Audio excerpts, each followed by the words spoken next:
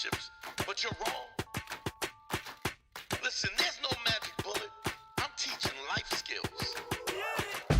When you're sick, you need medicine. It don't always taste good, but it'll get you better. You need this medicine. It ain't gonna always taste good, but this is what you need. Men and women, bottom line, we need to have the conversation. Your partner wants to give up control, but only if you know how to drive. This is about being the best you could ever be, whoever you are. I don't care if you're a man, a woman, LGBTQ, space aliens. I'll save anybody. I don't care.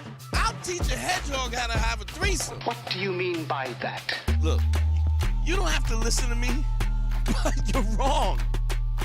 Listen, I know I'm great.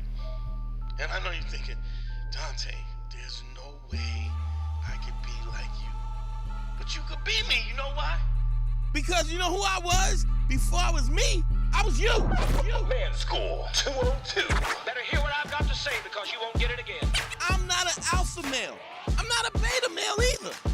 I'm just a better man. Well, put your happiness first, because if you don't, they won't. Yo. WDD, what we're trying to do. True Evolution Podcast. I am excited. What's up, my people? What's up, my people? If I'm sounding good, let me hear you in the chat. Let me get a thumbs up in the chat. Please give me a thumbs up in the chat if y'all hearing good. All right, cool. Phone lines is up. We ready to rock and roll. I'm excited. Happy Sunday. Sorry I'm running late, y'all. But I think I'm going to start doing it a little bit later. So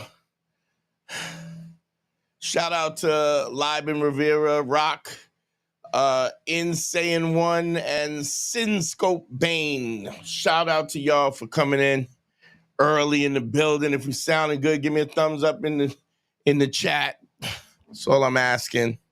Just want to make sure we're good to go. We're streaming on YouTube, Facebook, Twitter, and Instagram. Anybody in the building? Abzi, Vihar, shout out to y'all. Thanks for the thumbs up, for looking out, making sure we get this thing right. Phone lines are open, 929-269-4922. Just wanted to start off by saying, I was talking to a few people, and a lot of the people who I've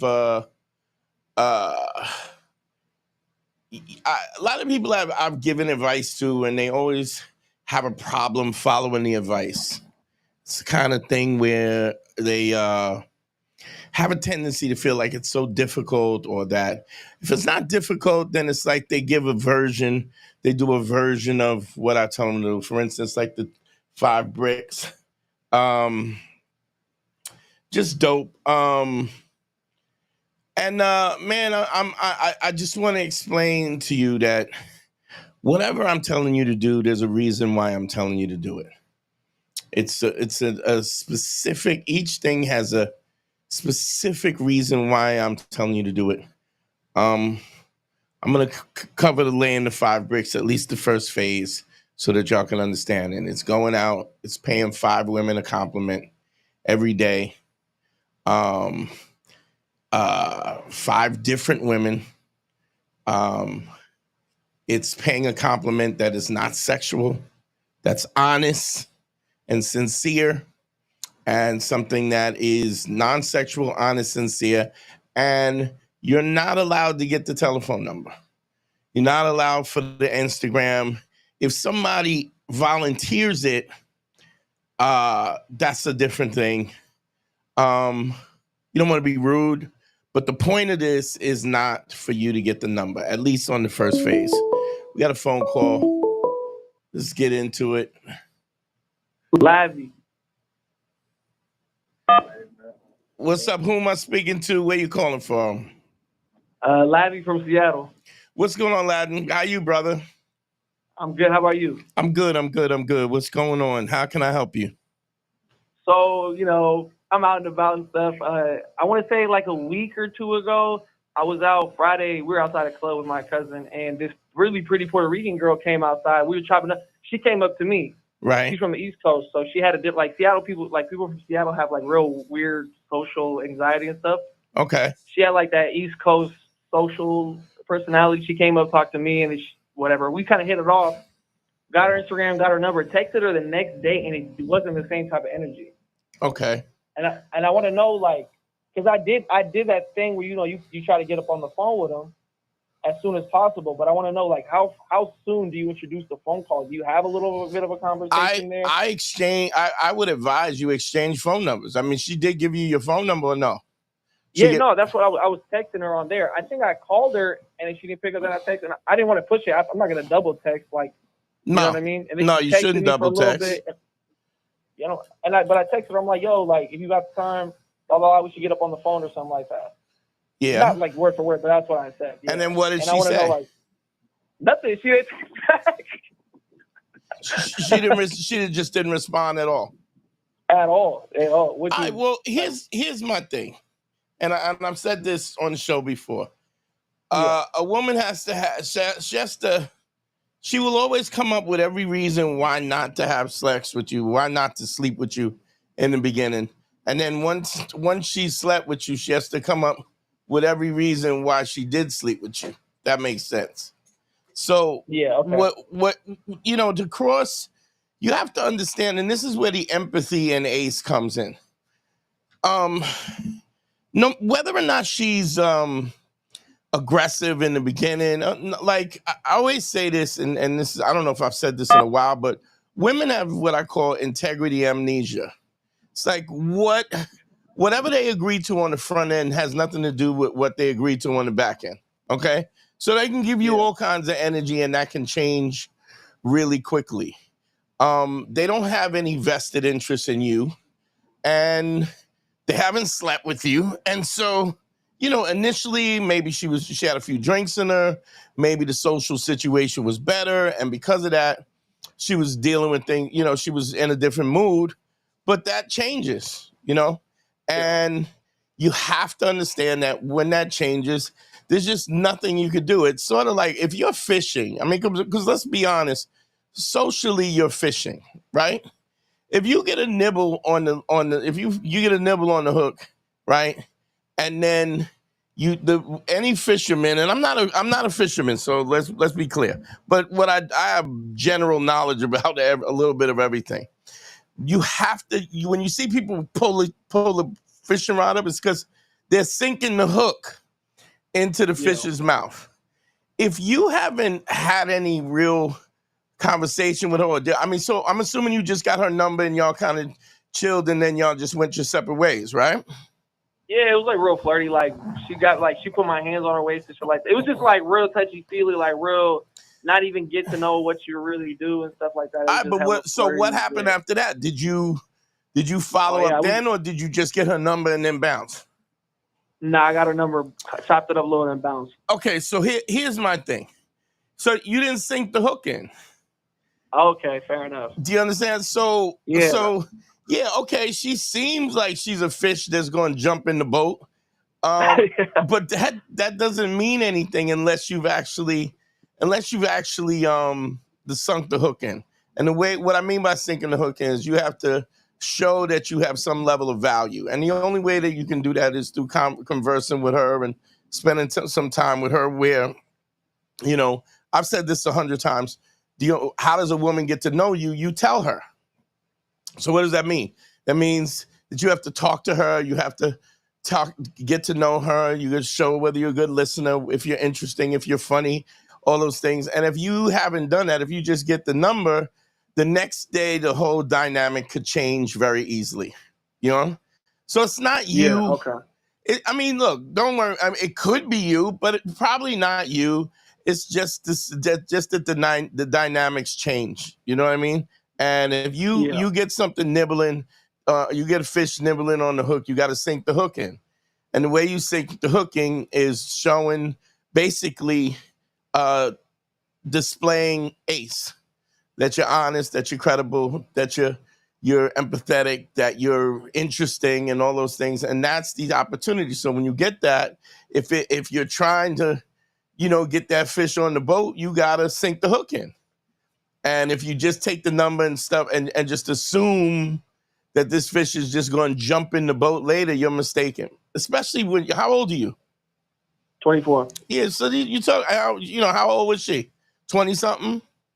I think she was like 24, 25, something like that. So she's got options left and right. You have no idea what happened the moment she left you and y'all left the party. You know what I'm saying? She could have met somebody at a diner somewhere. So don't take it personal, but you have to understand that if you want to create value at that moment when somebody approaches you like that, you have to show that you have value. And the way you do that is through communicating. Women know who you are by what you say, what you do, and how you act. Okay? Yeah, that makes a lot of sense, actually. I'm going to implement that this week. That's okay. That's very clear. Yeah. Thank you. You're very welcome, bro. Thanks for calling, man. Tell your friends, bro. I appreciate you. Oh, they're listening right now. I called them to show them that you're really it. I got 3 people in the car with me. I had to let them know. Yeah. Oh, man, I appreciate you. Tell them I said what's up, all right? All right. All right, family. Easy. All right. Peace. Ace. Yeah, that's an interesting thing. I think guys, I think because, when a guy's interested in somebody, he's interested, he is interested. That's the crux of the matter. And, because he's interested, there's a situation where it's clear for him, but you have to understand that you're not operating under your pretenses. You're operating under female pretenses, and anybody that would tell you that men and women are not different is just ridiculous. I mean, don't get me wrong, human beings are very much alike, and how we operate is very similar. But when it comes to this, we have to be honest about, even when a woman is pursuing you, she ain't really pursuing you. She's just letting you know that that you might have an option. But women in overall haven't had to deal with the level of rejection that men do, because in our society we pursue. I mean, there are some women who are aggressive and they come at you, but even when they come at you, it's minimal at best. I've had friends of mine where they, like, even Harry told me his girl, when she was like, I was just throwing it at you, I was throwing the ass at you, and he's like, well, what are you talking about? And she was like, well, I said hi on Instagram. Now, to her, that is putting it all on the line. But to him, it's like, okay, she said hi back, It's just, they feel they're not accustomed to the rejection that we are, and that's just part of that's the way the makeup is. It doesn't change. I mean, as much as we talk about feminism and this and that and the other, yeah, and even when you see where you got some rich dude or some famous dude and women are going at him, even that ain't aggressive. It ain't aggressive like a dude's going at it. We are clear about what we want, because we have to be, because not being clear denotes a certain level of insecurity. So you have to be clear, you have to be concise, and you have to be forward. If you're not, then and even if you're vetting her, that needs to be clear as well. Like, if you're talking to her and you're asking her questions and you're getting to know her, which is what you should do, you got to vet her and find out who she is, because everybody doesn't deserve to be with you, just like every woman won't allow you access. So be clear about that. That you should be in a situation where just because she's attractive doesn't mean she gets a buy-in. Because she's attractive is the thing that sucks you in, and you go, okay, this might be a possible situation that I might want to get into, but you still got to vet that. Because you have people, there's bad human beings. I mean, what happens if a girl comes in your house, takes your envelopes from your mail or something, get your address, your first and last name, and then she's into fraud or something like that, or gets into your bank account? Or what happens if she has an STD? I mean, there's endless things that would take a beautiful girl and discount her for an actual social option that we don't even think about simply because she's attractive, and because we're so accustomed to being rejected, we just allow this to happen. It's not a good thing, but we have to get out of that mindset.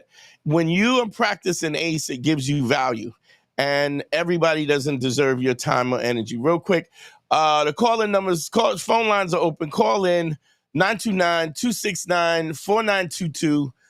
Phone lines are open. I'm asking and answering anything like we always do. We're going to do a quick hour and 15 minutes. We'll get out of here. Keep in mind, anybody that's listening in the UK, I'll be out in the UK doing stand-up and stuff as of the 9th of August. My son's birthday is the 15th, and I'll be out there the 9th to hang out with him and do his birthday and do it up real big. But I'll be at the comedy clubs all weekend out in the UK. Anybody's out there, come and check me out or hit me on the gram and I'll tell you where I'm at. The other thing is I want y'all to also understand that the things like when I do consultations or when I give y'all a certain technique and sort of to change your perspective on how you deal with things socially, everything is worked out in real specifics. Super, super, super specific. And there's a reason why I tell you to do just the things that you should do, because it accomplishes a certain thing. Let's say, for instance, a guy, and the phone lines are open, you'll call in and I'll get back to this, but 929-269-4922. The thing is that there are multiple things that we're trying to accomplish that keeps you from being a viable social choice. And those things are very specific. Number one, you got to be confident. Number two, you got to exhibit value. Number three, you have to be honest. Number four, you have to be credible. Number five, you have to, when you're approaching, your approach can't be transactional. The analogy that I use a lot of times is that if we meet at a bar and you ask me what I do, and then I tell you, hey, I'm a relationship guru and I help guys out with their social engagement, and then somebody goes, oh man, really? What do you do? And I explain the format, right? And I'm asked what I do. It's very different than if I'm soliciting somebody. Think about this. If you own a business and somebody, you get a call from your secretary and the secretary says, oh, there's a man here to see you from Amalgamated Paper. And you have this business, and the guy goes, oh God, I don't. Right away, the initiative is that I'm trying to sell you something, and that I want to get something from you, because the leverage is in the other person's favor, right? They have instantly their defenses go up because they don't want to spend them because you want something, as opposed to casually, where I would say, this is what I do, this is what I am.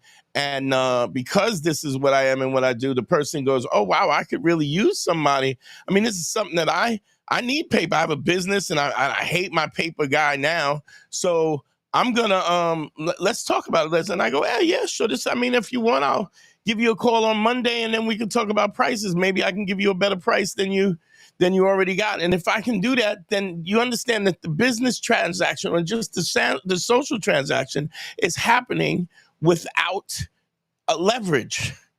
Somebody is asking you. I mean, this is why we work out, why we dress, why we clean, why we smell good, because those things show us, they already express value. Value before we get there. If you're just like, when we look at women look at us, and if we're in shape and we're attractive, or if we walk confidently and we dress nice and we're clean up and down and all this stuff, it's those things are precursors to attraction. And so when she's attracted to you, that doesn't mean you're going to get her. It just means that you've passed the first threshold, which is that initial, do I have a physical attraction to the person? But it goes beyond that. Now, even if they don't have a a physical attraction to you, right? The great thing about women is women, they're attracted to more than just your physical looks. They could be. I mean, I remember when Jay-Z started blowing up and everybody was, oh, he's sexy. And what they were talking about was his sex appeal, his confidence, his the way he moved was sexy. Where a lot of people would have assumed, I've heard this several times, the guys say that, Jay-Z looks like Joe Camel, right? But all of a sudden, and people will say it's the money. I'm not going to say it's not the money, because the money is the thing that gives him the confidence. But let's be honest, the first time I saw Jay-Z, even saw an interview, this was before he was a megastar, he had a swag. He was very clear and concise about what his direction was, what he wanted to accomplish, what his thoughts were. I mean, I'm quite sure he got older, but he always had that swag. And so,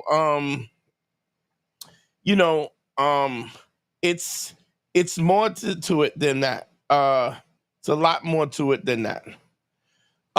So when I give you that first step of laying the 5 bricks, that it seems like a very simple thing to do.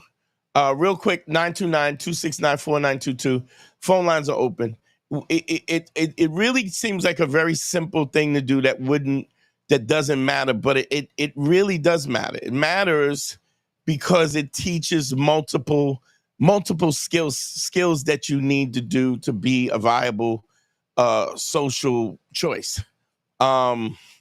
Number one, I've said this, I'm gonna start from scratch because I haven't really talked about this.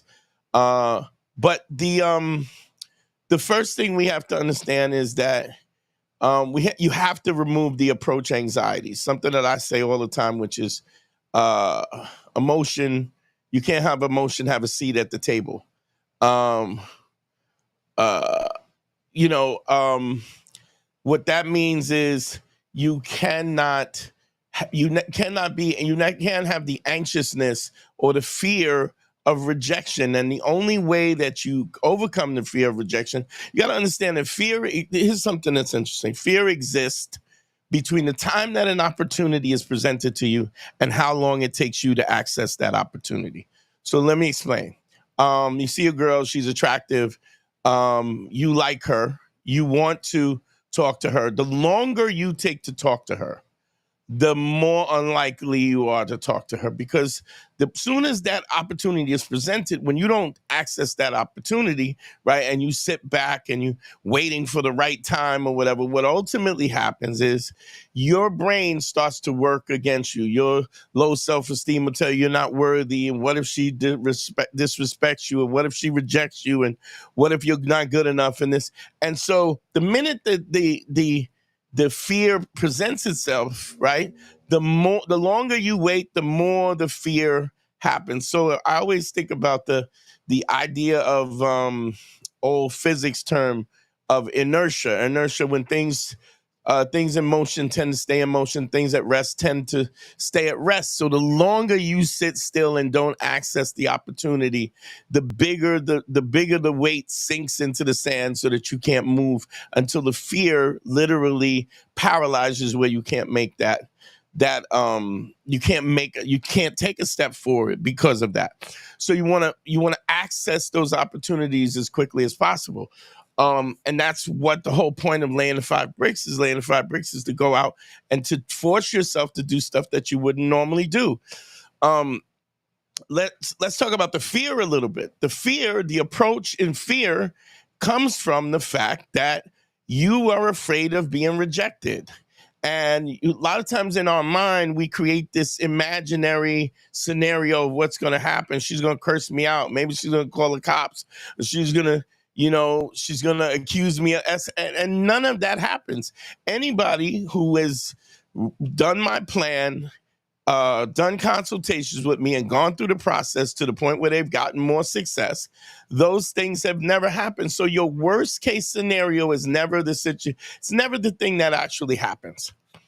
So if you just pay a compliment, and you're not looking for something in return. You're not looking to get a number. You're not looking to get laid. You're just exalting yourself to say, this to this particular woman, I am observing you. I see you, and I see this thing that I find attractive, and I make this declaration of what I think is attractive or beautiful or is worthy of taking notice of. Now, if you're honest, right, you're probably going to find something that she's worked for. This is why it's not a sexual thing. It's not, oh, you look beautiful, because to be honest, beautiful people didn't earn their beauty. They're beautiful because their mother and father had sex. That's the only reason why they're beautiful. But when you talk about somebody being stylish or somebody having a certain energy or the way they put their clothes together or the fact that they've worked out excessively, when you pay a compliment to that, what you're doing is you're complimenting something that is actually, that somebody's actually worked at. So think of the mindset of that you are complimenting something that this person had to have put time, energy, and dedication to. So when you give the compliment, you're not just complimenting, "Ooh, you got a fat ass, you got big titties." What you're saying is, I see you. I see that you are disciplined. I see that you take time to do this. I see the art, even if in fashion, if you're complimenting her clothes or her makeup or her hair or something, I see that you have taste, that this is well thought out. That's what you're complimenting. You're not just complimenting the thing. What you're complimenting is the action. So there's a big difference. And even as a man, you can see that if you're working out and somebody says, "Man, you looking weight, man, you really getting lean," that compliment resonates on a higher level because you know that you're working. You know that you're eating egg whites and avocado. You know that you're depriving yourself. You know that you're getting up early in the morning to go run. You're making sure your cardio, you're watching your diet. And so what the person is really acknowledging is not your body per se, but they're acknowledging your character. So this goes back to ACE all over again. ACE is authenticity, credibility, and empathy. It's the fact that you say you want to be the best version of yourself and that you're working at it. How are you working at it? I'm eating better, I'm exercising, I'm reading, I'm traveling, I'm exposing myself so that I'm a fuller person. So I'm a better person, I'm a more interesting person. So if that is the scope of what makes you interested and somebody compliments it, it automatically it resonates with me in a better way. Why? Because it's something that I worked at. When you say if somebody's 7'2" and you say they're tall, that's not a compliment. Saying you're tall to somebody 7 foot is not a compliment. It's an acknowledgement of the truth. To the same token, if you tell a woman she's attractive and she's beautiful, I mean, and when we talk about this, I mean, beauty's in the eye of the beholder, but it ain't really. Beauty directly relates to symmetry, facial symmetry, and body balance, and so on and so forth. And so, I mean, I'm quite sure you can have preferences to that. But anybody who's beautiful, no matter what race they are, it means a balance in their face. There's a symmetry to their face. If somebody's looking like this, that's usually not attractive because there's no symmetry. So there is some classical beauty standards. I'm sure you can have specifics, but the point is telling somebody telling them they're beautiful, it doesn't resonate with them. First of all, if they're beautiful, it's something that somebody has said all the time. People say that to them. And so it doesn't have any value because it's repeated so much. Secondly, it's not something that you really worked on. Whereas if you say to somebody, "Wow, that dress looks amazing on you. It really complements your skin tone." What you're saying, in essence, is not only do you look great, but you look great the way you put yourself together, the time and the effort and the thought and the artistic thought you put into picking this dress. And I don't know if you're aware of the fact of how it looks good, but why do you think people make mirrors? They make mirrors to see their reflection so they can see if they look better in one situation than the other.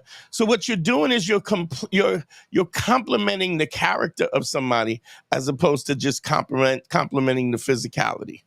Phone lines are up 929-269-4922. The second point of laying the 5 bricks is always interesting because everybody lies. Everybody lies. Everybody lies. Every consultation I've ever done, every guy lies on some extent. Understand this. When I say lie, people get offended because they think of the worst case scenario in life. Somebody who's trying to cheat somebody or steal some money or sleep with somebody's girl or doing whatever shady.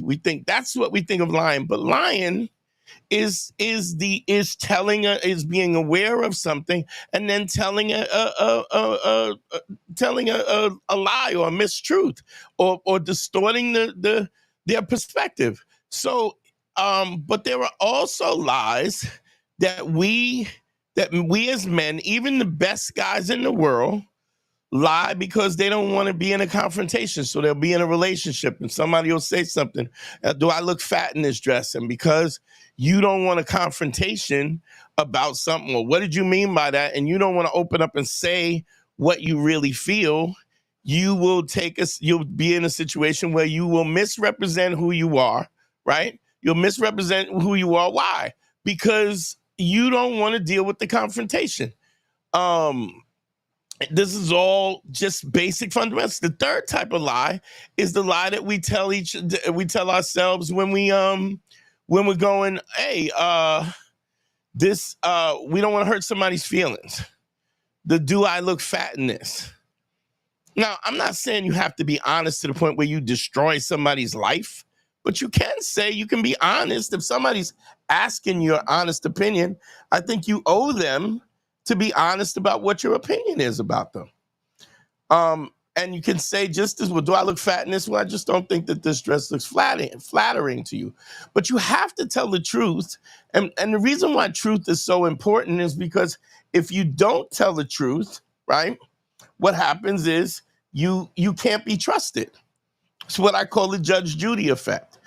I'm a little older than most of y'all, but the Judge Judy effect says when Judge Judy was one of those courts like Judge Joe Brown or Judge Mathis, but the minute she would catch you in a lie in the first 5 minutes of the show, you no longer had any credibility, so that nothing you said, even the stuff that the client or the plaintiff or whatever wasn't lying about, he couldn't be trusted. So now everything you say has to be put through a fine-tooth comb, and a lot of times women will not take the time to do that unless, of course, you are so attractive that they're willing to overlook your lies.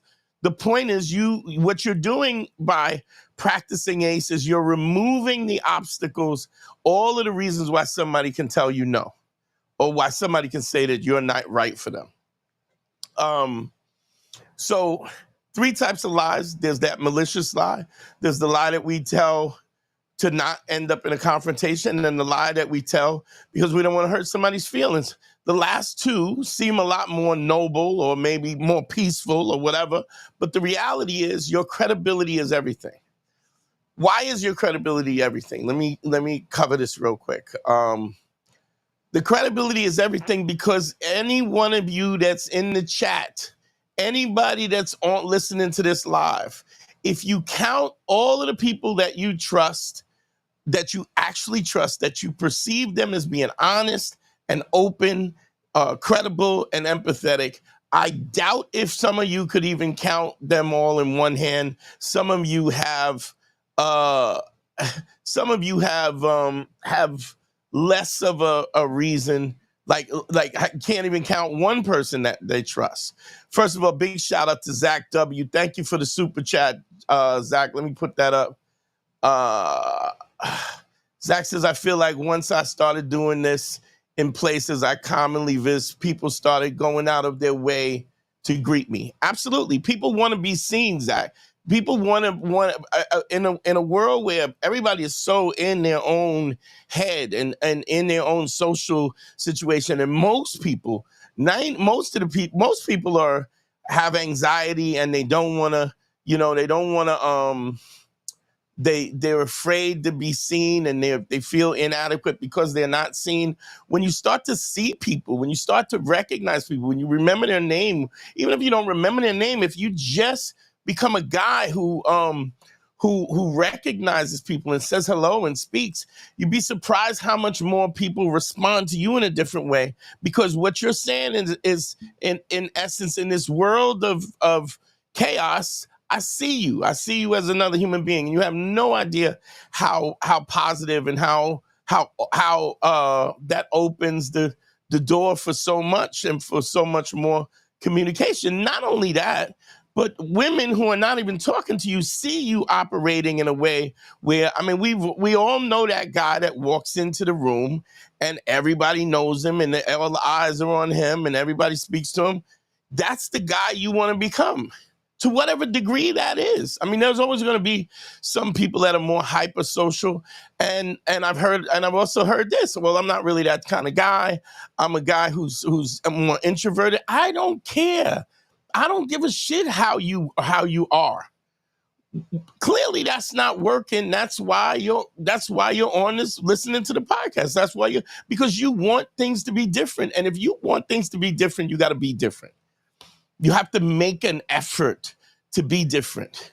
The crazy thing about I always said the scariest and the craziest thing that I ever learned when I embarked on my own journey was that I literally could do whatever I wanted to do. That the limitations of my life was only set by my own, by as far as whatever I wanted to do and what I was willing to sacrifice to do it. The second thing that's what makes that so scary is that anything that you don't have, anything that is something that you don't have, or you don't have possession of, or whatever, if you don't have it, it's because you didn't work hard enough. It's because you didn't make the sacrifices to get what you want. So anybody out there who doesn't have a girlfriend, or doesn't have a wife, or is in a marriage that they don't want, or whatever, it's your fault. You don't get to cry about it if you didn't put the work in to make the difference. Let me see, we got a call. What's up? Who am I talking to? Where you calling from? Hi, this is Steven. And I'm calling from Chicago. What's your name? We've done a consult, I think, say again? Several months ago. I don't know. Steve? You're breaking up, bro. All right, 1 second. Hold up. I can hear you now. Okay, can you hear me better now? Yeah, it's great. Well, how can I help you, bro? Okay, cool. Yeah, so I guess I have an interesting, just general question, I guess, based on something you talked about last week. So Sure. You had, I think it was last week or 2 weeks ago, you had said to a guy that he had, attractive guy, I think, that just maybe struggled with confidence, I think was kind of the synopsis from it. But basically, he was, saying like, kind of engaging with girls that weren't really into it, And Okay. One thing I've found personally and I've noticed it happen more and more and more over the years, is like, it seems like a lot of girls don't like the more direct approaches, and I've actually, it's not true. I don't know why. That's not true. Really? That's not true. Hmm. I think women will. I think first of all, let me say this. Women are a direct reflection of the guy she's fucking. So if whatever we are, and I would say that about men as well. I mean, whenever we are in a situation where we're accustomed to things operating in a certain way, people are uncomfortable when things are different. But if you are confident about what you're doing, and you're confident about your value, I mean, sure, there's going to be women that are going to be spooked, but everybody's not going to like you. So if you're saying that women don't want this direct approach, in fact, I think it does nothing better than get a woman wet for you or hot for you, the fact that you are direct. Because let's be honest, who is direct? Like, guys screw around and they're so scary and they're so beta now that they won't even say what they want to say or do what they want to do, and they're not honest about who they are. And when they are that way, what you're saying is that I don't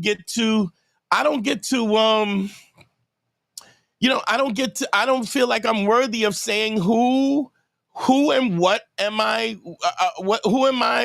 am I worthy of what I'm asking for? So are you saying that just because they don't want to talk on the phone, or what are you saying exactly? No, but yeah. So basically, I'll give an example, right? So I dated this girl for a couple years, but initially at the beginning, she was like, she was very hesitant to want to go out, and I would ask her, and I guess you could say simp. Like, I was like, when she would say, okay, yeah, we can do it, and then she would be flaky, and then.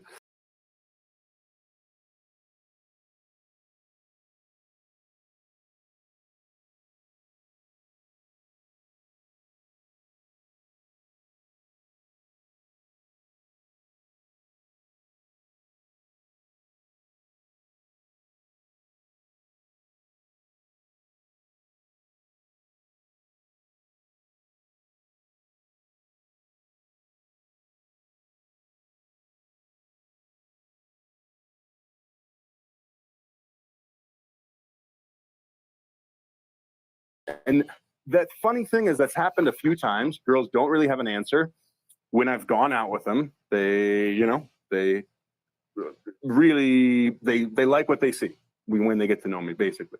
Okay, and well, I'm a good-looking guy and everything, but they don't have an answer for why not. Yeah. But why? I don't understand why you're asking. Listen, here's something that I think you're overcomplicating. And if you're asking a woman to explain her emotions, now here's something, and I'll even go in. I know where you're going. It's a ridiculous thing to do. First of all, here's the difference.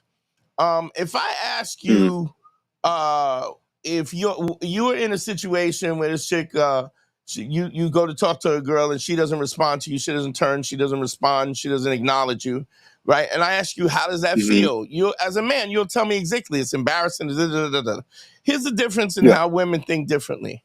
Women have to create the scenario, right? Put themselves in the scenario, and then they have to explain what they were feeling at the time when it was happening. If they can't do that, they're not going to be able to tell you. They're not going to give you an answer. And then you got to ask really specific questions about what were you feeling? What did that feel like? What does that mean? Because what they're doing is they're busy being. See, I always say this: never ask a woman her advice on relationships. And the reason why is you don't ask the deer how to hunt deer. You ask the hunter, right? Yeah, of course. The reason why, because the deer is just being. It's not, if you can't ask a deer, what does it feel like to be a deer, right? You gotta ask the hunter, how does the deer respond to loud noises or smells or this or that, whatever it is. So it's an observer. So after the fact, if you're asking her to articulate what she was feeling at the time, the only way she can do that is if you're asking leading questions so that you can evoke the emotion, right? So that she can describe the emotion in real time. Now, let me, since we're talking about this, has just hit my mind that this is a crazy gem. So this is why, if you take a girl out and you go to an amusement park and she likes rides and she likes the thrill of rides, this is the bonding that you have with her, is because she starts to associate the excitement of the amusement park, the rides, the this, the that, the other, to you specifically, because it's emotionally it's linked together. Men don't really do that. I mean, we do that on long term when we're pair bonding, but for the most part, we don't do that. Men tend to be a lot more pragmatic about emotions. So when you're asking her, what does she mean by that? Or why did you do that? She's already moved past that. So you Yeah. asking either you're gonna have to take her back to that emotional place, and then go on that ride with her, or go on that question her while she's feeling that emotion. This is it's almost a sales technique. You know what I mean? I don't know if you ever bought a new car, but a salesman will tell you, what would it take me? He says, a man, you would look great in this car. Something like this, this car right here, your car right here. They'll tell you it's your car because psychologically you start to see yourself emotionally in the car, right? That's why he says your car. hmm You would look like this. It's the whole point is when people purchase things in marketing, it's because you have to evoke emotion. If you're not Yeah. invoking I think emotion, then you don't. There's no connection to it. You know. I get your point too. I mean, especially, it's like when you ask a girl, like, "Hey, why did you even date that guy?" And they they I never don't have a know. reason. They're just Right. like, "I don't know, there was something." But a guy always has a reason. He's like, she was great in bed or whatever, But I think the reason why it's so, let this me is, go ahead, let me give you one real but quick because I want to yeah, give you go this. for it. I'm giving the gems away while they're hitting me. The same token is hmm once you're in a conversation with her, right? And you ask her what she does, right? And she says, "Oh, I work this," hmm and then you go, "Well, I'm curious. What would you, if you could have any job you want to do? What would that be?" And she'll tell you what her dream is, and then you ask her, how would it make you feel to do that job, right? And what she will do hmm is she will emotionally go into the place of where she's having, it's almost like a dreamlike state where she's going, "Oh, this is how I would feel," and then she can explain it to you. But when you're asking these questions, you're evoking emotion with her by the questions you ask. And so when people say, how do I when I could meet a girl, I could break the ice, but it's hard for me to maintain the conversation. What you have to understand is that if you're trying to be with somebody in a physical way, right, then shouldn't you hmm be trying to get to know them? So the questions and the conversation you're having is for the purpose of a dossier. I don't know if you ever seen them. You ever watch serial killer documentaries or something, and they do a profile? When you're talking to a girl, you should be making you should be creating a file, a dossier, if you hmm will. Because if if let's say, for instance, she's allergic to shellfish, and then you get her Yeah. out on a date, and then you take her to a seafood spot. Like you've screwed the date up. hmm Women want you to know what to do. They want, any woman will tell you that they don't want you to lead, right? It's crap. They want you to Yeah. lead. They want you to be to direct the situation. Now, the degree in which a woman wants you to leave goes from one, it varies from girl to girl, but they absolutely want you to lead, but they want you to show them that you are worthy of the control. They'll relinquish the control if you're worthy of it. If you're not worthy of it, then it's like getting on it. I don't know if you ever take an Uber and the guy can't pull into traffic. And, hmm and you're like, "Well, I Yeah. don't feel good about." You're like, "I don't feel good about this at all." Whereas Yeah. I don't know if you ever gone to, like, I've gone to the airport, jumped in the car, and I was late for my flight, or almost late for my flight. And when somebody's doing it, like they getting it, like they in the car dipping and hmm sitting, you like, "Oh, I'm in good health." The woman wants you to make her feel as though that you're worthy of her relinquishing the control. But I do want to ask you, what was the question you were going to ask? Yeah. No. The question that I had for you. Yeah. I mean, that was the question I had was kind of off topic of this. It was a little bit different, but we can jump into it if you have time. If you have a second. Go ahead. I'm with you. I mean, I just, a lot of things were hitting me all at once, and I got a lot of stuff in my head, and I'm trying to give out the information as quickly as possible as it comes to me. So, I mean, hit me. Go ahead. Let's go. Yeah, I got it. So basically, yeah, I mean, this might, I think I know the answer, but maybe I'm just being a pussy Good. about this. But yeah, so basically I met this girl at this club, whatever. We hit it off, went home with her. And then we kind of made plans. We were messaging back and forth throughout the week, like to meet up again. But our schedules didn't align. Now, did you smash? And then, you do smash or no? Yeah, we did. Yeah, we did. Okay. Yeah. But schedules didn't align, and then I happened to run into her at another bar or club or whatever at the next weekend, and saw her again, and yeah, same thing. Went home with her, and then but we had made plans on that was a Saturday. We made plans like on Sunday afternoon to meet. And basically it was really weird when she left in the morning. She like left in a huff. I have no idea what I did. I mean, to be fair, I was drinking a little bit. So was she, of course. But I don't know what she saw or what she thought she saw. I don't know. Or heard, and she just left. And I said, "Hey, do you want me to get you an Uber? I can, get a car to take you home." And she's like, looked at me like, ugh, like why would you think? Like why would I believe that you would want to do something like that type of look? Like, ugh, like, and kind of disgust and walked out. And then the next day I messaged her about it and I said, "Hey, like, are we still good we're meeting at 3, right?" Or whatever. And she said like, well, I think like I think because of like kind of your behavior and like everything last night that we weren't going to be meeting. And I think it probably best if we didn't meet.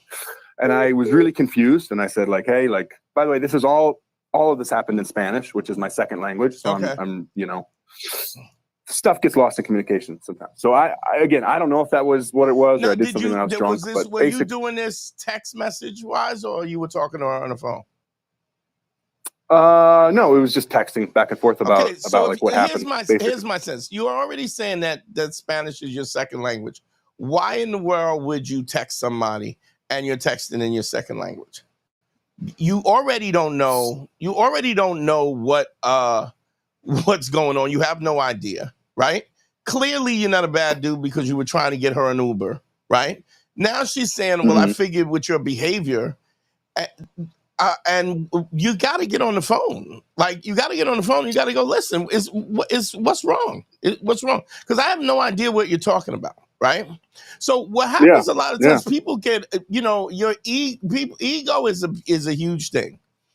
I always talk about this, like years when I used to bounce, and celebrities that I didn't know would come to the club, and they would be like, "You don't know who I am?" And the answer would be, "No, I don't know who you are. But why don't you explain to me who you are, right? In order to, so that I can know, so I can give you the respect that you want. If you're upset about something, tell me what it is. If I was unaware of something, or maybe you interpreted something, but you have to stop this. You got to not allow this to be a thing. You grew up in a different household, and she grew up in a different household. The way that you operate, the way you communicate, for somebody to tap the assumption that you're going to communicate with them in the same way that they're accustomed is just, not only is it unfair, but it's ridiculous. What you can say is the assumption is that she expects you to read your mind, and don't get me wrong, I always feel that you should always be in a situation where you're paying attention to the cues, right? But if somebody starts acting funky, I'm like, what is wrong with you? And if if they're not responding, then I say, listen, clearly we're not. I'm not you. I don't read minds, and I make it clear. Now, if you wanna be angry about something that I know, maybe I did something wrong, maybe I didn't, maybe you misunderstood. But if we don't talk about it, then we can't move forward. But you cannot not have that conversation. And then what are you going to do? You're also setting the precedent that every time she gets angry, she gets to act like a fool, when it doesn't even mean the case. I have been in situations where I'm talking to somebody, and I thought that they was finished talking, and then they freak out, catch an attitude, and I've turned on the radio, right? And they were like, you cut me off. You didn't even listen to me. You turned the radio. I go, well, oh, so I turned the radio off, and I go, okay, if you have something to say, then say it. Well, you just cut me off, and you turn. I don't care what I did. The really thing important is that I think that you're important enough to restart and say, the radio's off. What is on your mind? Well, you just turn the radio. Yeah. Oh, okay. So there was a misunderstanding. Let's clarify it. And I will not let somebody put me in that position where I got to feel bad about something that I'm not even aware of what's going on. And if somebody is going to treat you that way, right, and you're going to let them treat you that way, you are dooming yourself to maintain that behavior for the rest of your life. Anytime she get a bug up her ass, this is what you're going to have an idea. So you got to not tolerate. You got to say, listen, I like you. I'm not trying to hurt your feelings. I'm not trying to make your life difficult. There's in no shape or form we're having sex. I find you attractive.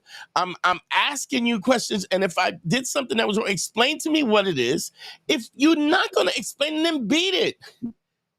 Just beat it, because what you're setting up yourself to is to walk on eggshells every time you're around her. And how can you be a confident male who understands and expresses who they want, if you're going to allow somebody to just dictate what your value is based on what you're saying? Because let's be honest, what is she doing? She's taking your behavior, right? She's giving it a value, and she's assuming that this is what your intention is. How unfair is that? What if you said, listen, I slept with you, and then you didn't even call me back. Oh, so you just a hoe, huh? What if you said that? And I'm looking in the chats, and the chats are saying he turned her off, he wilded out when he was drunk. You don't know that. That's the whole point. To make those assumptions is the problem. When you can just ask somebody, and there's a certain level, because here's the thing.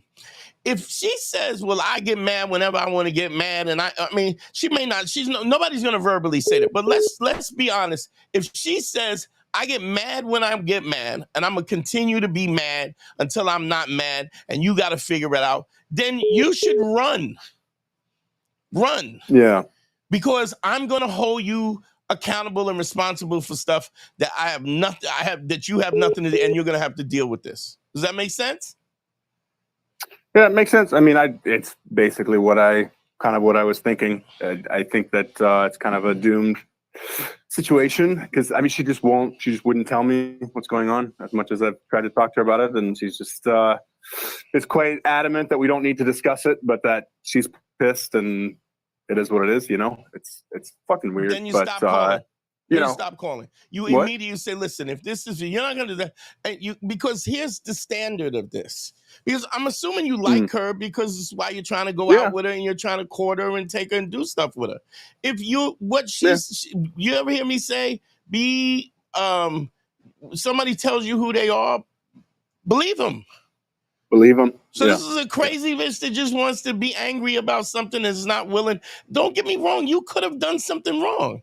You could have offended her. But I already get the sense that was not your intention. So here's the thing. Two things that, and I go back to the same principles. Two things that you will always have to do as human beings is ask for forgiveness and give forgiveness. Nobody's perfect. We make mistakes, and the difference is when somebody's constitution says that they're inherently unreasonable or unkind or evil or selfish. Once you see those patterns as people being people, then it's time to dead it. But you don't get to do that and drive me, and we're not going to talk about it. I'm not talking. All right, well, look, I'm good. And then when she calls again and you run into her again, you have to create that standard. So listen, I still don't know what's wrong with you.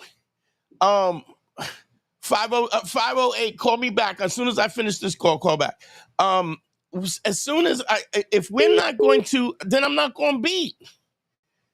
I'm not Yep. even going to sleep because Yep. this is going to continue to happen. And I don't have Yep. time for it. Yep. Okay? Draw a firm line. Got it. Thank you, sir. Appreciate it. I'll leave the line open for other people, but thanks so much for your time. All right, brother. And Appreciate have a good you. one, Dante. All right. That 509 number, call back. I'm off the line. So lines are open, 929-269-4922. What you don't understand, what we have to understand is this is something that, you know, a lot of the red pill dudes and all the manosphere dudes, you get to have a standard. You get to decide how you want to be treated, how you want people to treat you. If you're not gonna be stern about what that standard is, then understand something. It's never, you're always gonna end up in a situation where you're gonna deal with these things. So Robert Spindle Cheese, he said he didn't know he had no idea what it was. Let me see. Danilo Castelli said, okay, we got a call. Hold on, let me get to this.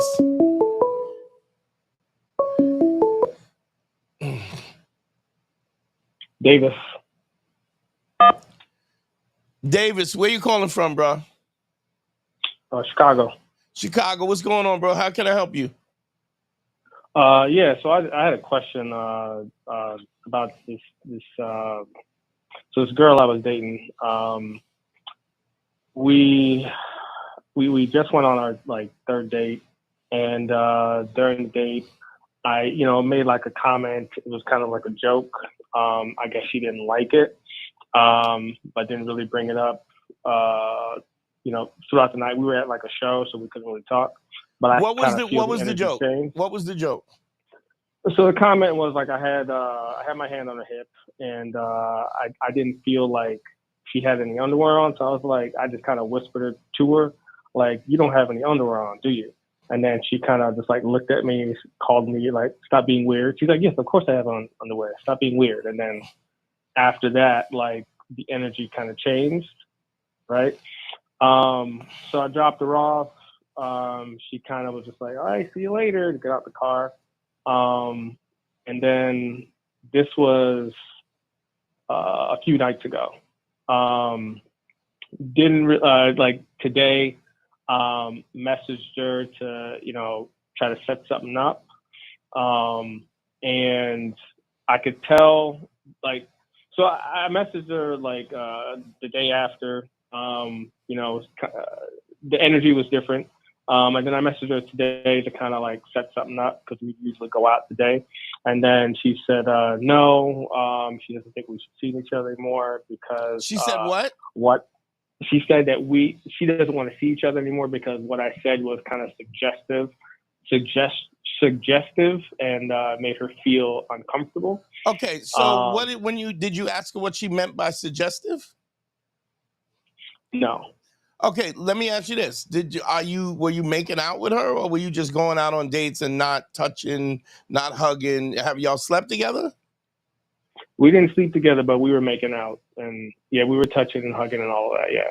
Okay. But we didn't sleep together yet. So what was your response to her when she said this? I apologized that I made her feel uncomfortable. And then what? But it wasn't my intention. It was just a joke. It wasn't meant to be. Actually, it wasn't. Let me ask you this: was it really a joke, or were you being sexual and flirtatious? I was being sexual and flirtatious. Okay, so here's my question: how does that comply with ACE? If you're misrepresenting what you said, right? How are you being truthful? I got you. So my point is that you practice just go back to the principles. She can be offended, right? But let's be honest. And this is what I've had this situation where I had a chick where I was really weird because I was talking to her on the phone and she was talking, we had a great conversations on the phone and and I was flirtatious and then we was talking a lot of freak shit. And then we went out to a movie. I put my arm around her and she kind of acted weird about that. And then we got back to the house and she shook my hand. And I said, why would you shake my hand? What is that? And she was like, well, it's just, I go, listen, if you're not interested in me, it's fine. I can take my time and my energy and I'm going to take it someplace else, somebody who wants it. But this is the absurdness of the fact that you're being sexual to somebody who you're attracted to you, that you're hoping is on the same page as you, right? Right. What is wrong with being sexual and flirtatious? If that's your true intention, right? And she's expecting because here's the thing, this is how you end up married without getting your dick sucked. Because you have somebody who's a prude. Clearly they don't match with you match your sexual energy. And then what you're willing to do anything and everything to get to smash. But ultimately when you smash, right? And you're dealing with somebody who's not on the same sexual level as you, or doesn't want to be, or has this puritanical idea about how relationships are, then you're miserable with somebody because all it was about getting to the finish line. So I don't think there's anything wrong with you telling somebody, listen, I like you. I'm attracted to you and I'm trying to build something here. And ultimately I want to fuck you. Be clear that I'm not pursuing you time, energy, and otherwise, because I don't want to push you into the situation where we're moving too fast, and I don't want you to do anything that you're not comfortable with. But I've said this, but if you don't want to fuck me, then we shouldn't be going out. If you don't like me physically, I always used to say this: I don't mind not fucking, I mind can't fucking. What that means is I don't mind the fact that you may not be ready or may not feel comfortable enough to take that step with me at this moment. But if your intention is to get to know me, be comfortable, ultimately for the relationship to end on a sexual level, and if that's what my intention is, somebody is not on the same page with you, or thinks that or they don't think they like you, then get rid of them. But I'm going to ask, yo, you don't like me? It's cool. It's cool. I'll just go get somebody. That's why you lay the bricks.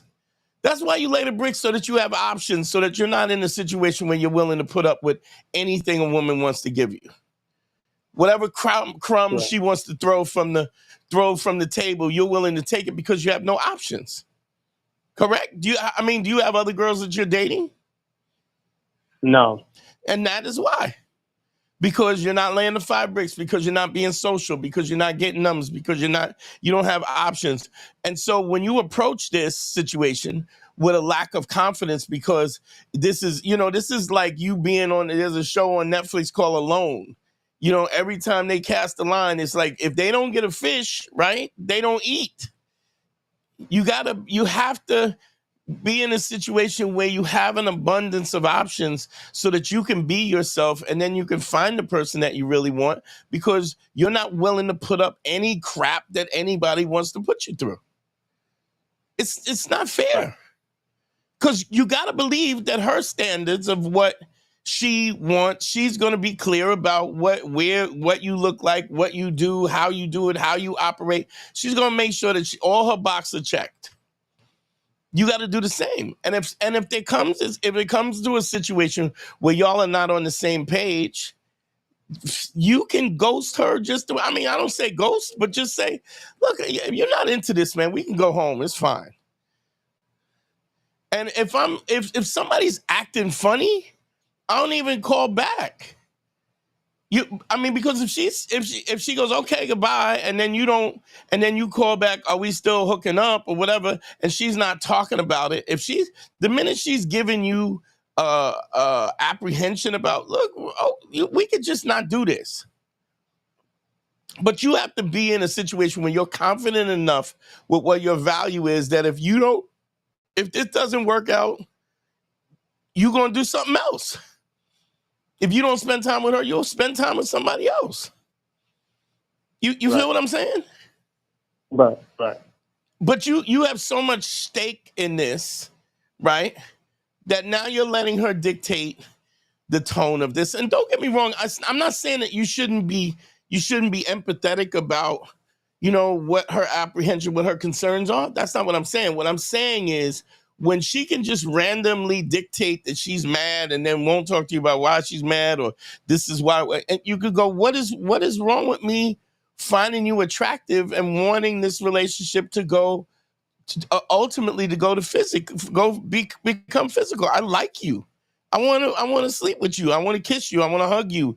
I want us to be intimate. I also want us to do things. I want us to go places. If you're not into that, that's fine.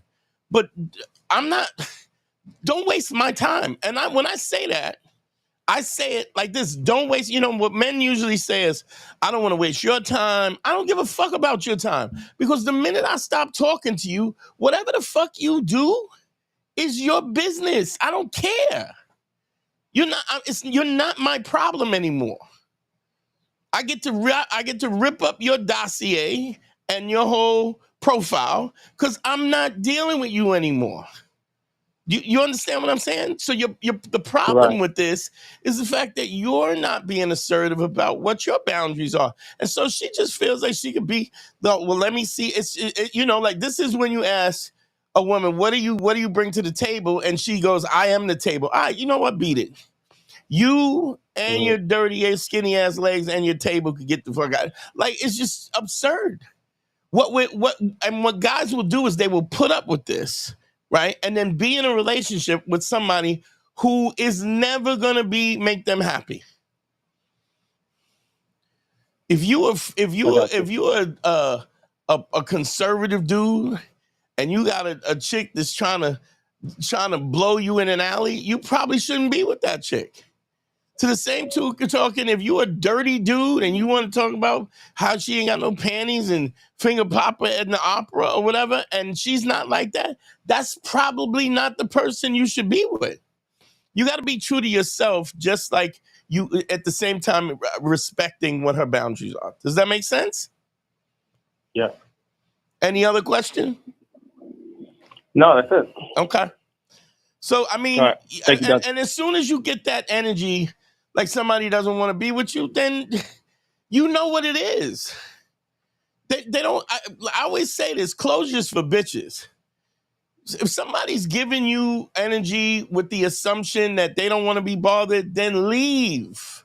Because if you stay just because you want to hear it out of her mouth, then you're ignoring the truth. And if you jump the gun and you go, well, you would get, and she goes, you stop calling because she was giving you attitude, and she goes, hey, I haven't heard from you. Well, the last time we were together, you gave me all kinds of attitude.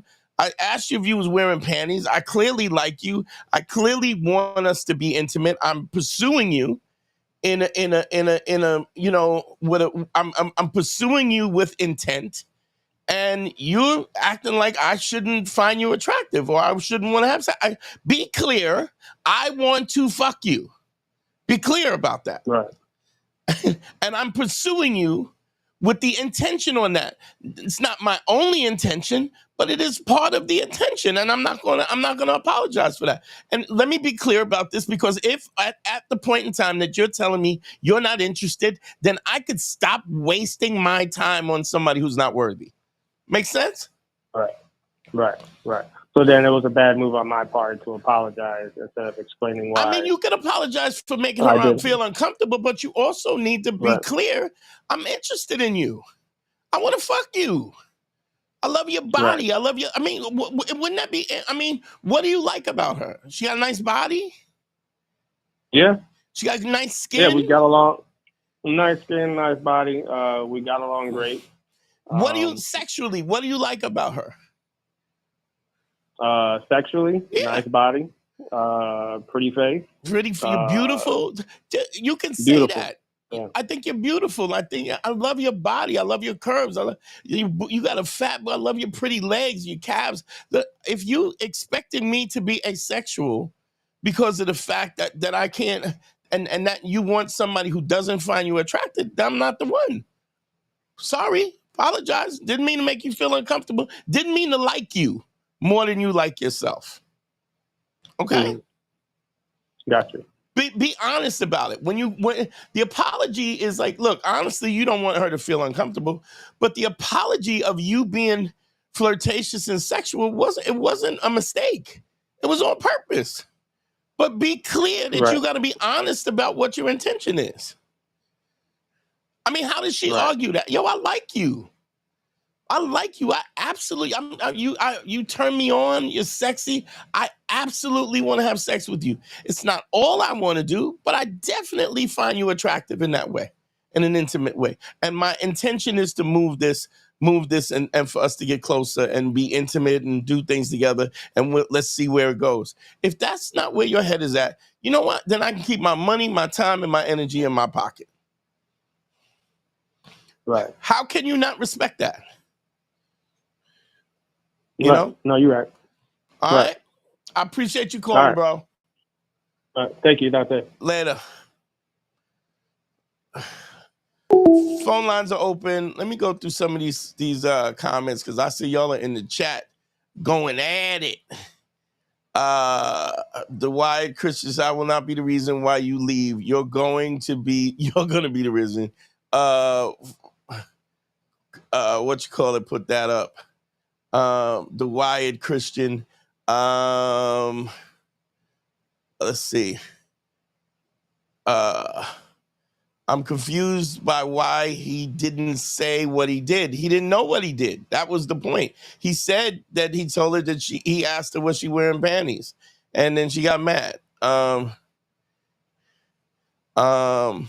here's the thing, even with Robert Spindletree, you said, and here's this, he says, and he must not be aware of it. He's not saying something.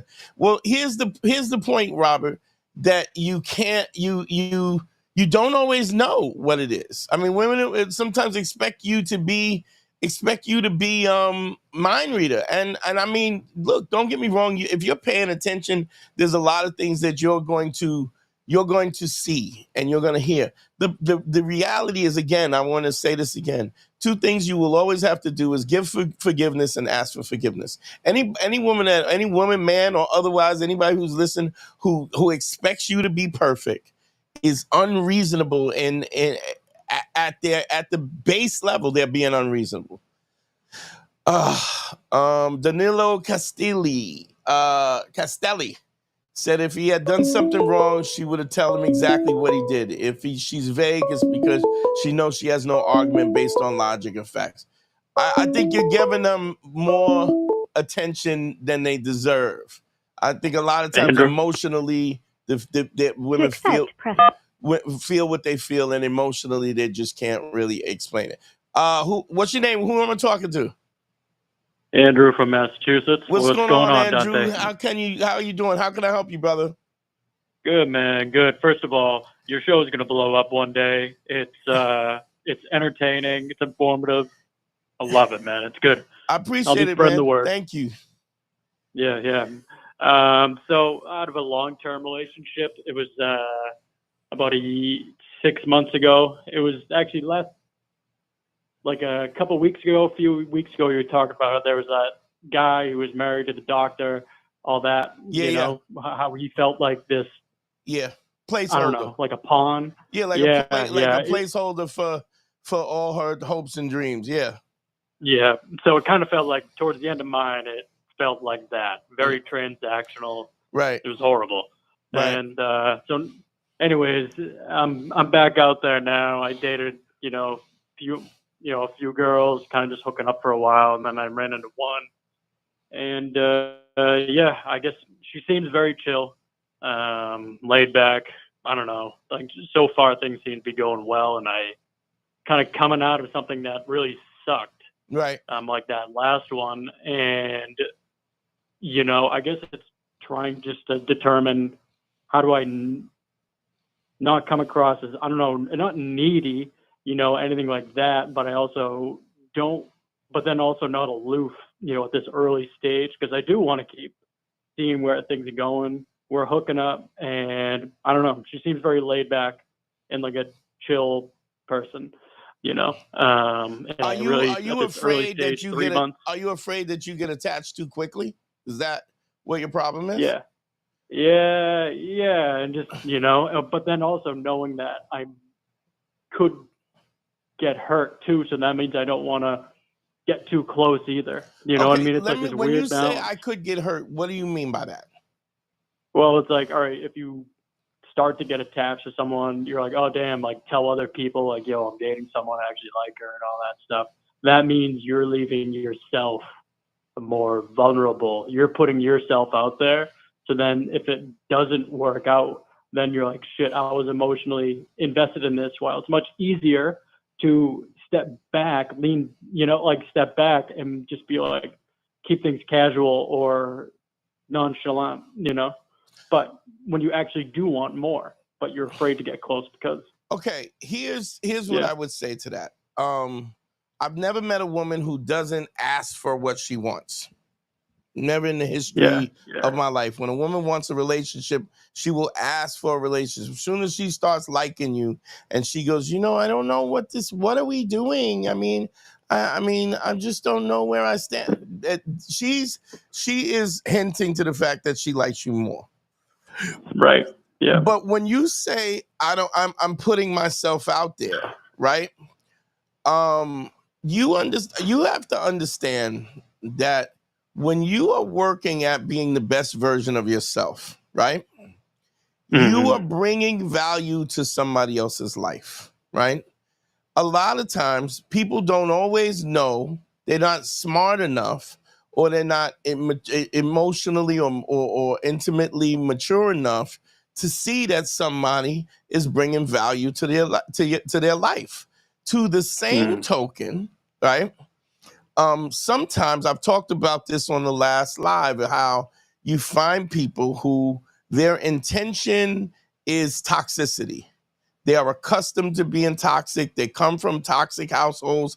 And when you're treating them better than they deserve to be treated, more than they seem to be worth, that they even feel that they're worth, what happens is they get to the point where they sabotage the relationship because you like me so much. It's like, I don't think I know I ain't shit. So if you like me more than I like me, right?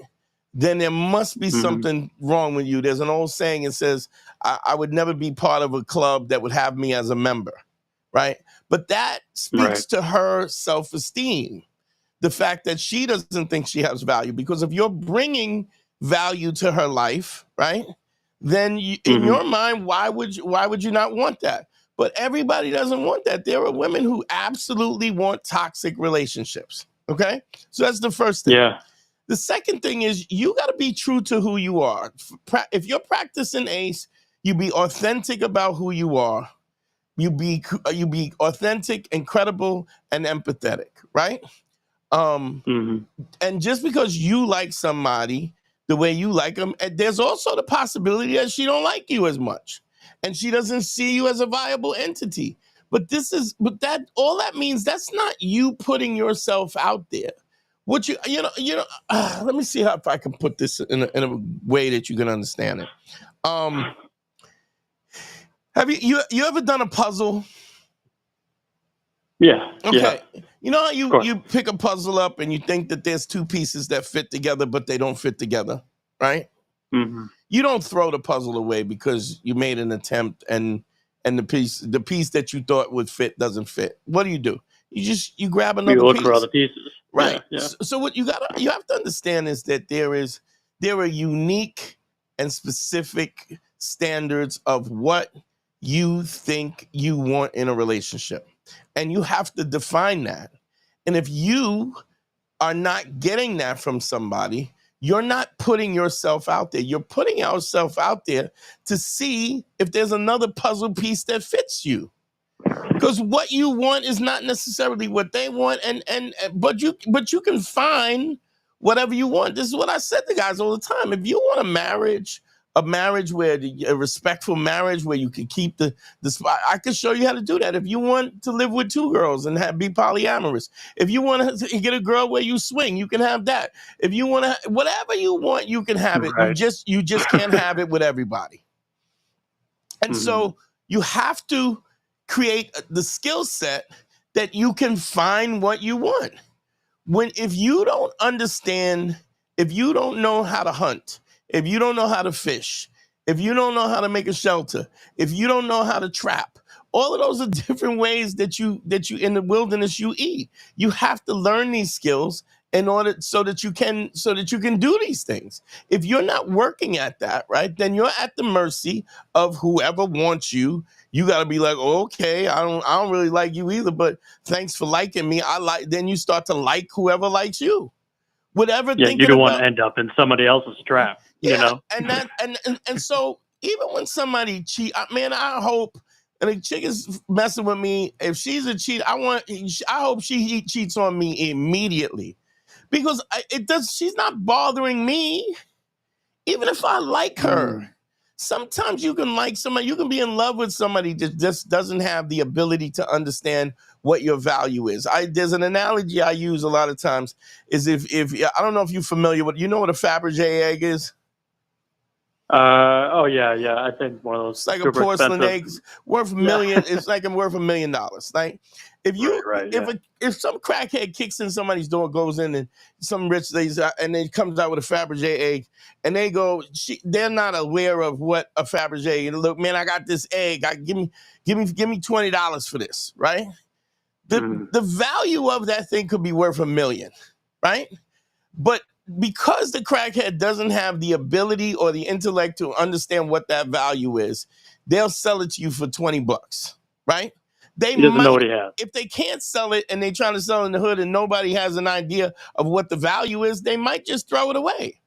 So my point is, the value of something doesn't change, but the people's ability to assess the value is what you have to be sure of. So just because you like somebody, they may not have the emotional acuity to understand how you bring value to their life. And if that's not the case, it's just not going to work.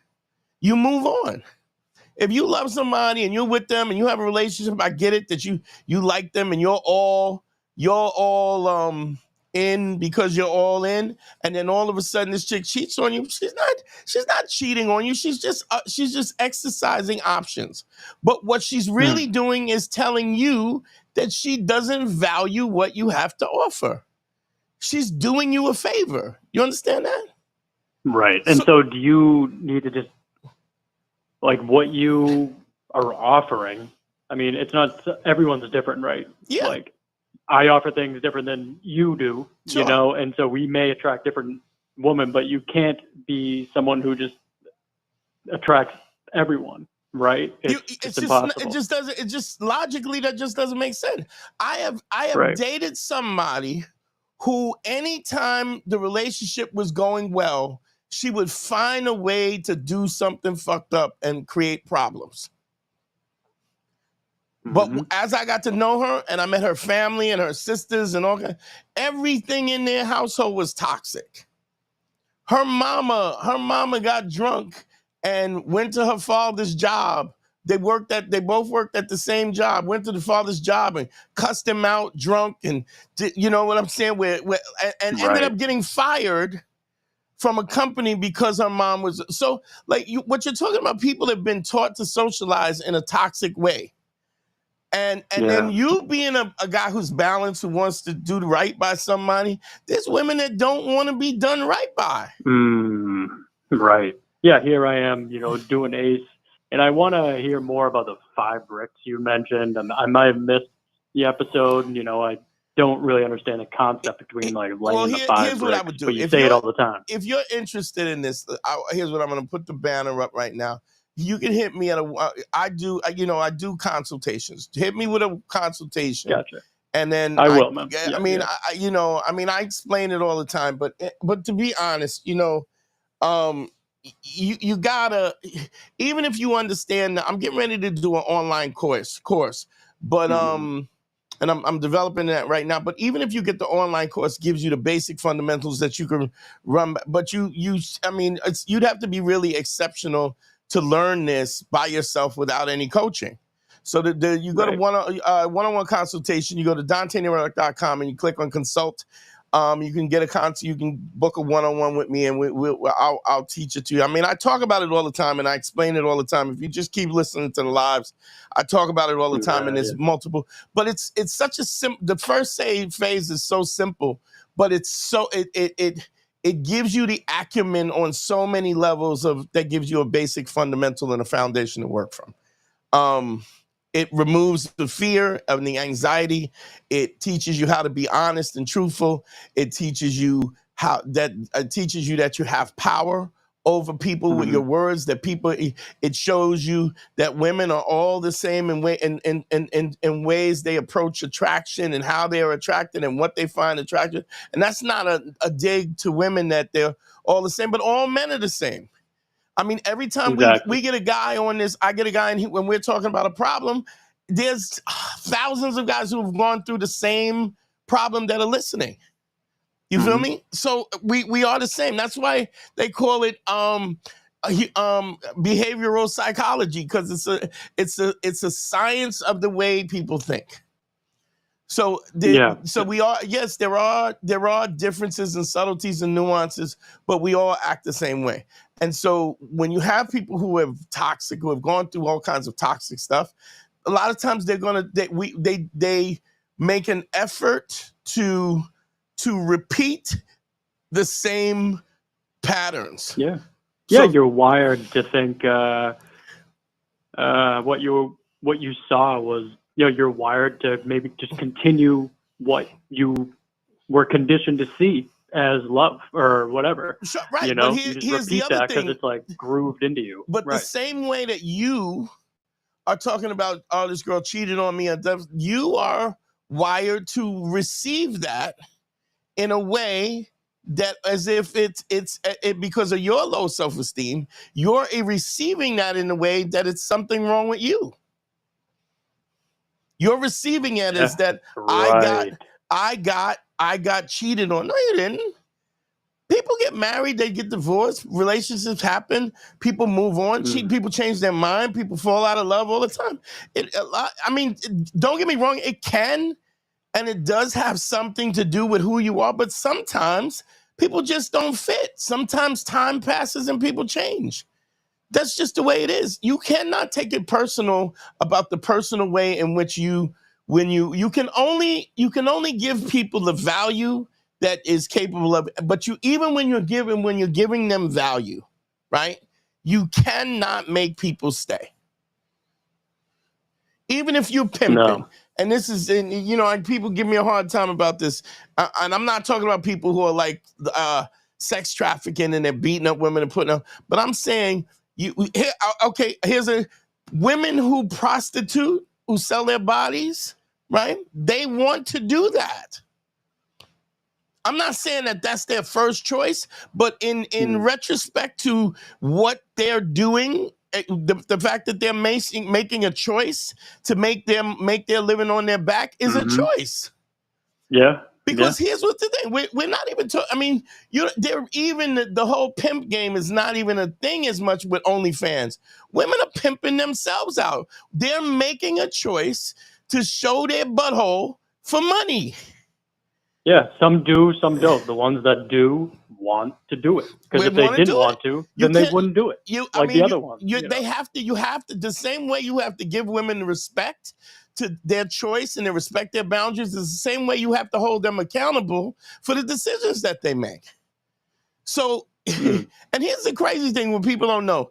If you Google this, the average person on OnlyFans, woman on OnlyFans makes $150 a month. You would make more money if you worked at McDonald's. Yeah. Everybody's 100%. talking about the top 10 people who are making millions. Everybody, these hoes is out there showing their butthole for $30 a month. And still choosing that. Yeah, exactly. You can't necessarily put that on your resume. But what I want to say to you is the same way you are receiving the rejection, you can't. You have to understand that everybody doesn't have the same objective.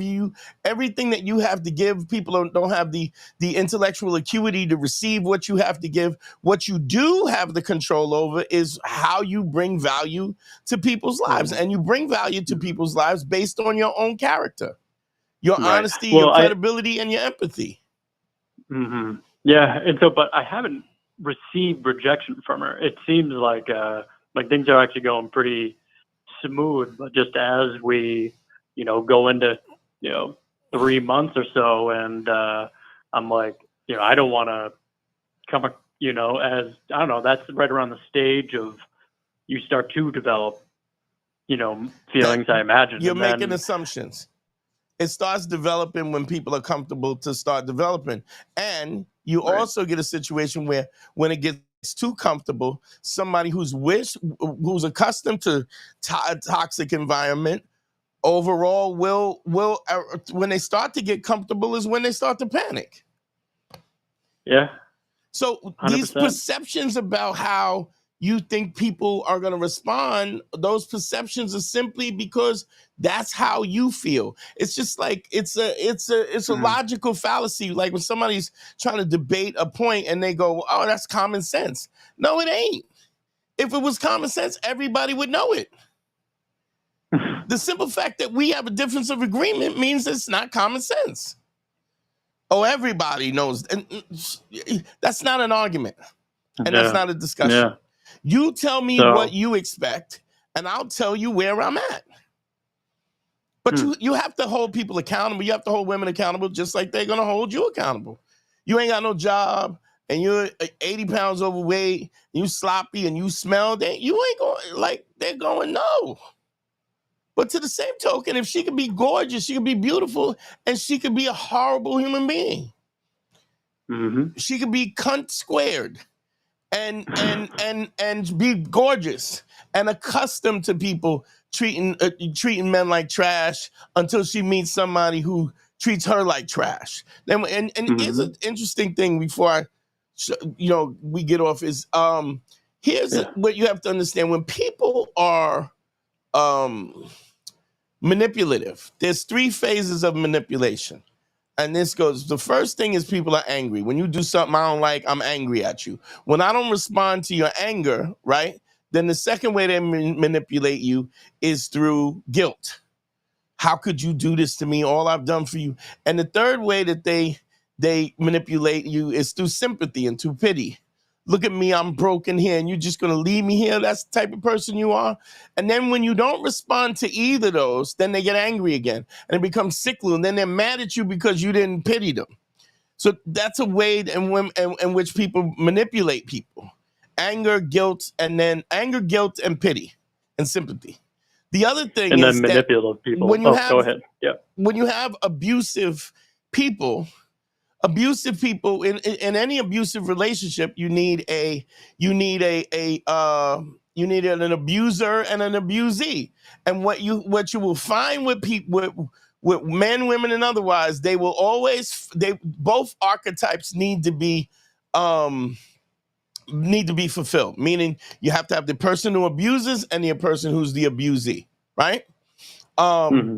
If the woman meets a guy who's more abusive than she was, she will take the abuser's the person who gets abused position.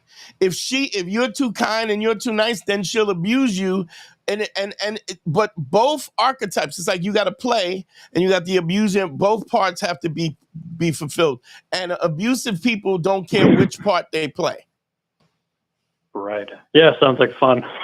Oh yeah, it's all, fuck. Yeah, but you got to recognize that and just understand. Oh, I get it. You can't be like, oh, she cheated on me. You gotta go, oh, this is somebody I've been nothing but kind, and I've gave value, and you are intellectually unable to receive it.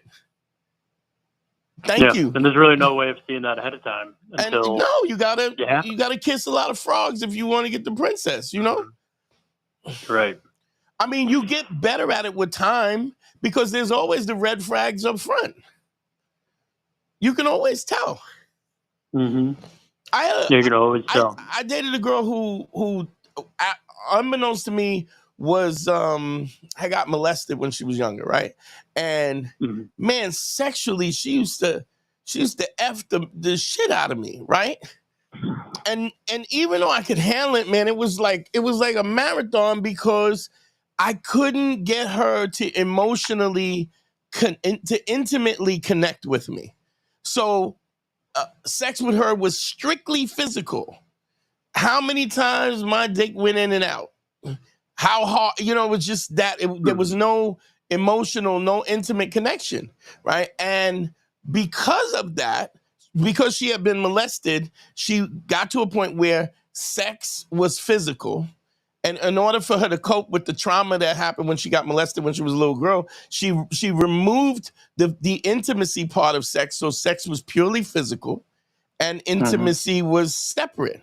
So this is the way she didn't have to, because when you're a little kid, you trust the people, you trust adults, and you have an intimate connection with them, even if it's not a sexual, and then they make the intimacy or the security become sexual. And so now what they want to do is they'll have lots of sex with multiple partners so that they never have to deal with the intimacy, or they separate the intimacy from the sex and just have lots of sex, even if you're their partner. There's never a real emotional connection. And I had to dig into that. I also couldn't make her orgasm because everything about it was so physical. And then we had conversations and I started digging into this trauma and stuff, and I made her feel safer about being with me and that it wasn't her fault that she got molested, because, that's right away kids think that. They think because they got molested, what did I do and what was my fault? Right. And I mean, this was a grown woman. I'm counseling her into the fact that I don't feel a connection and you're not connected, you're not intimately connected to your body. And then when I finally got her to connect intimately with her body, she was multiple orgasms. But you gotta, you have to dig into it. But what happens is I have been, and a lot of it is because, man, I've been with a lot of women. So, people think I'm a genius about this, but a lot of it, and I'm pretty good at figuring stuff out, but I also had such a wide cross section of multiple women, and the patterns, the wider the control group is, the more you can see the patterns. So I can see the patterns. I can see the patterns early. I can have a conversation with a girl at a bar and go, this is this and this. I've seen this. I've seen that. I've seen this. This is going to be a problem. That's going to be a problem. Then I decide whether it's worth my time. But the fact that I'm deciding whether it's not worth my time is even my attitude towards it is almost... I guess it comes off as, I don't know if you're good enough for me. And because I'm saying that, they're going, what do you mean I'm not good enough? See, when they're comfortable and they can just do like the queen thing, thumbs up, thumbs down.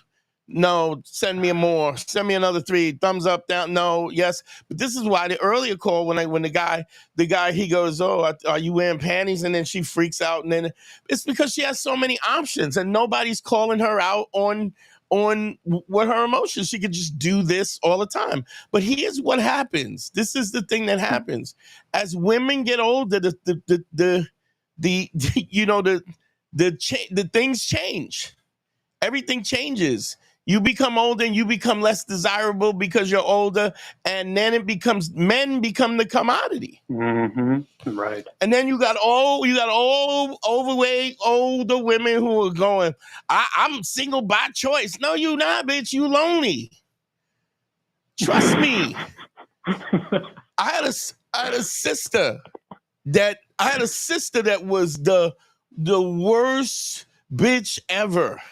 Used dudes, took money, this, that, and the other. And at the end, died when she was 77, was calling up the cable company so that she could have somebody to talk to because she was so lonely.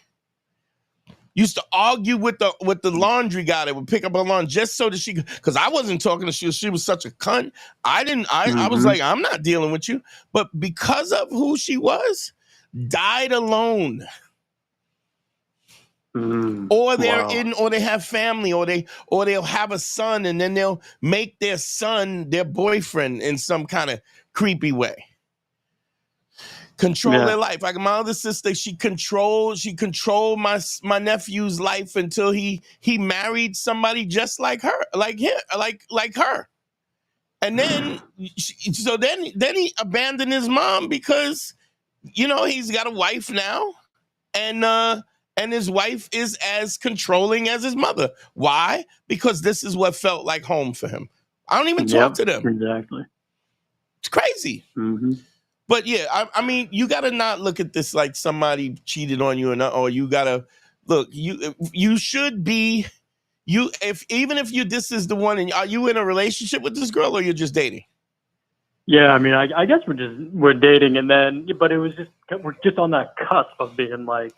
Yeah, well, you should be dating other people until you have that conversation. Yeah.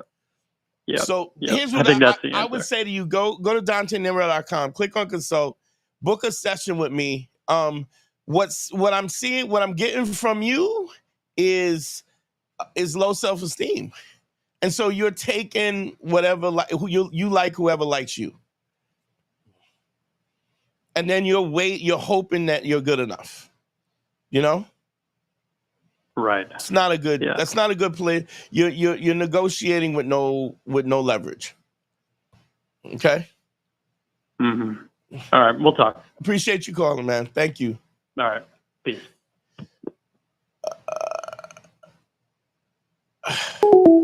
Let me put up the Cash App, please. If y'all like what I'm doing, man, if I've helped y'all, man, hit Cash at me at $ Dante Nero, DanteNero. Don't forget the Patreon, please. Sign up for the Patreon. The Patreon is the thing that the foundation of this is where I'm actually able to kind of pay for the equipment and all the stuff and the editing and stuff and all the stuff that we do. That's at patreon.com/manschool202. Also, I do stuff like explain the 5 bricks, and I explain the technical stuff behind the scenes. And you also can email me directly on the Patreon app. Man, we're going on 2 hours. I think I'm gonna take that's the Patreon. I think I'll take one more call, or I'm gonna start my closing my closing comments. I just want y'all to notice that, I mean, I appreciate the numbers are growing. I appreciate, please share this with other people. If y'all are digging what I'm doing, please tell a friend, man. Tell them to listen, send them the link, share the link with them, tell them when I'm on live, forward the clips and everything so that they can, this is the movement. Y'all are my family, and this is the movement, and we're going to make this big with all of this fucking, these manosphere dudes yelling at motherfuckers and telling motherfuckers the wrong situation. And I just saw some jail dude giving guys relationship advice, charging thousands of dollars to yell at dudes and call them punks and cucks. It's just weird, just weirdos. So if y'all think I'm giving you value, man, here's the Cash App. The Cash App is Cash at me at $ Dante Nero, DANTE. Don't forget the Patreon. The Patreon is www.patreon.com. We also do an extra bonus show, a half-hour bonus show that only the Patreon gets, and they're the only ones that get directly access to email and questions and stuff from that. What else? I think, man, we are hour and 50 minutes. I think we're going to shut this down, man. I appreciate y'all so much. GYBB, get your balls back. WWDD. Have a conversation. What would Dante do? The Sexual Revolution is being podcasted. I appreciate y'all so much. Thanks for calling, man.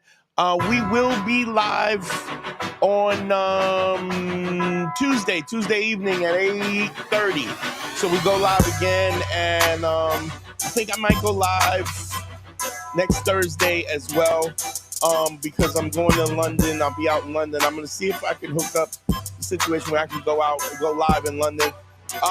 But if not, I will be back. My son's birthday's coming up. I appreciate y'all, man. I love y'all.